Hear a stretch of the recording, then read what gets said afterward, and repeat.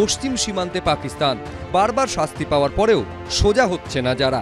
এতদিন পূর্ব সীমান্ত নিয়ে নিশ্চিন্ত ছিল ভারত, কিন্তু এখন বাংলাদেশে ভারত বিরোধী ও পাকিস্তান প্রেমীদের যে রমরমা, তাতে এই সীমান্ত নিয়েও নয়াদিল্লির প্রবল মাথা ব্যথা। চিকেন স্নেক কিংবা শিলিগুড়ি করিডোরের দিকে বাংলাদেশের কট্টরপন্থী থেকে শুরু করে বাংলাদেশের সেনাকর্তাদের একাংশের কুনজর।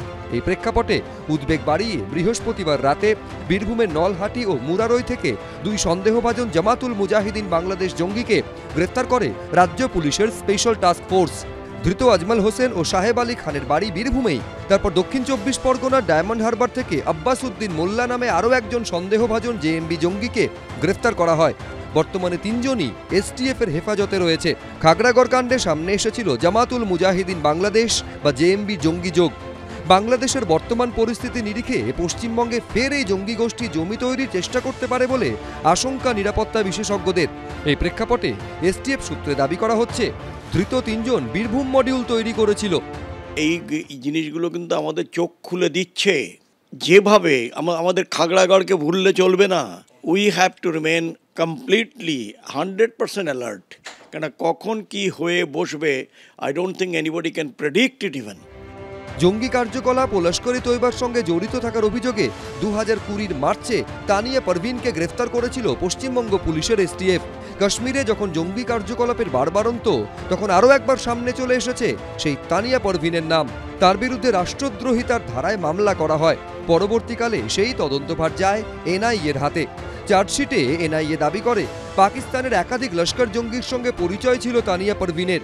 United states of Islam, Pakistan কি শাহজাদিয়া, কাশ্মীর কি শাহজাদিয়া, এমনই জঙ্গিদের একাধিক হোয়াটসঅ্যাপ গ্রুপের সঙ্গে যুক্ত ছিল তানিয়া।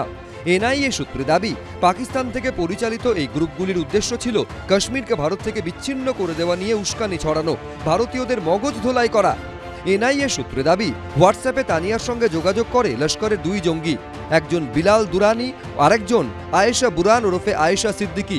দুজনেরই বাড়ি পাকিস্তানে। এনআইএ সূত্রে আরও দাবি করা হচ্ছে, 7টি নম্বর থেকে বিভিন্ন সময়ে তানিয়ার সঙ্গে যোগাযোগ করেছে বিলাল। তাকে বোঝানো হতো ভারত থেকে কাশ্মীরকে বিচ্ছিন্ন করতে হবে। সেই কাজে সামিল করা হয়েছে তানিয়াকে। খুব দ্রুত সেও যাবে কাশ্মীরে।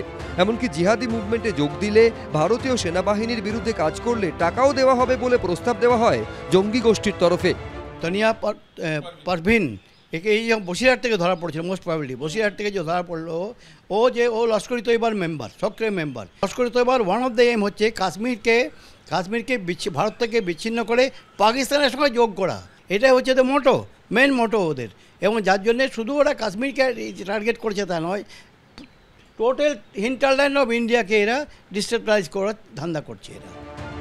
অন্যদিকে রবিবার রাতে নেপাল সীমান্ত লাগোয়া বিহারের মতিহারিতে এনআইএ ও বিহার পুলিশ যৌথ অভিযান চালিয়ে খালিস্তানি জঙ্গি কাশ্মীর সিং গলওয়ার্ডিকে গ্রেফতার করে। এনআইএর প্রেস বিবৃতিতে জানানো হয়েছে, রবিবার খালিস্তানি জঙ্গি কাশ্মীর সিং গলওয়ার্ডিকে গ্রেফতার করা হয়েছে, যার সঙ্গে বব্বর খালসা জঙ্গি হরবিন্দর সিং সাধু ওরফে রিন্ডার যোগ রয়েছে। 2016 সালে জেল ভেঙে পালিয়েছিল এই কাশ্মীর সিং। এনআইএ জানিয়েছে, জেল ভেঙে পালানোর পর থেকে রিন্ডাসহ খালিস্তানি জঙ্গিদের সঙ্গে যোগাযোগ ছিল কাশ্মীর সিংয়ের। খালিস্তানি জঙ্গিদের চক্রান্তে জড়িত থাকা, তাদের মদত ও টাকা জোগানো, আশ্রয় দেওয়ার অভিযোগ রয়েছে তার বিরুদ্ধে। পাঞ্জাবের লুধিয়ানার বাসিন্দা কাশ্মীর সিং গলওয়ার্ডিকে বিহারের মতিহারি থেকে গ্রেফতার করা হয়েছে। পার্থপ্রতিম ঘোষ, এবিপি আনন্দ।